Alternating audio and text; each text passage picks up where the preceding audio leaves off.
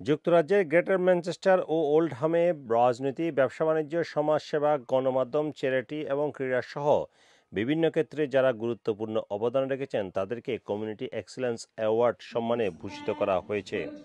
We are the community সংগঠনের উদ্যোগে ৩০ November রোববার ওল্ডহামের একটি হলে জমকালো আয়োজনের মাধ্যমে তাদেরকে পুরস্কৃত করা হয়।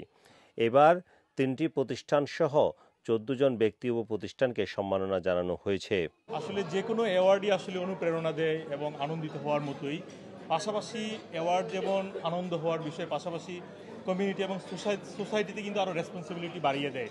তো ঠিক একইভাবে আমি যে কাজটি করছি সেটির দায়িত্ব কিন্তু আরও বেড়ে গেল এবং যারা আমাকে এটি দেওয়ার জন্য যোগ্য মনে করেছেন, উই আর দ্য কমিউনিটি যে সংগঠন, যে প্রতিষ্ঠান, তাদেরকে আমি ধন্যবাদ জানাচ্ছি আমাকে এই অ্যাওয়ার্ডে মনোনীত করার জন্য এবং আমাকে পুরস্কৃত করার জন্য। আজকে খুবই খুশি অ্যাওয়ার্ড পেতে তো আসলে সবারই ভালো লাগে।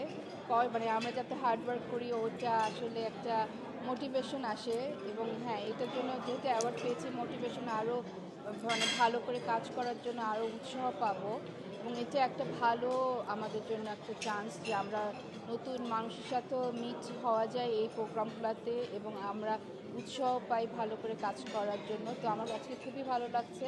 আসসালামু আলাইকুম, আমার নাম মুনির মিয়া। আমি প্রফেশনাল বক্সার রশডেল তুর্কি। আর আলহামদুলিল্লাহ আজকে অ্যাওয়ার্ড পাইছি, ভেরি হ্যাপি।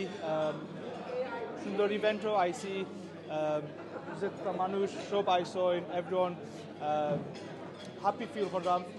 কমিউনিটিতে বিভাজন দূর করা এবং বর্ণবাদ প্রতিরোধ করার জন্যই এ ধরনের সম্মাননার আয়োজন বলে জানালেন আয়োজক আমিন বাবর চৌধুরী।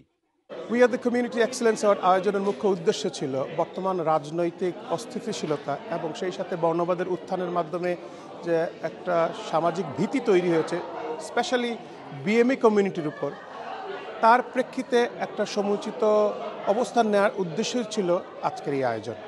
অনুষ্ঠানে সাম্প্রতিক সময়ে যুক্তরাজ্যে যে কঠোর ইমিগ্রেশন নীতির প্রস্তাবনা করা হয়েছে তার তীব্র সমালোচনা করেন অতিথিবৃন্দ।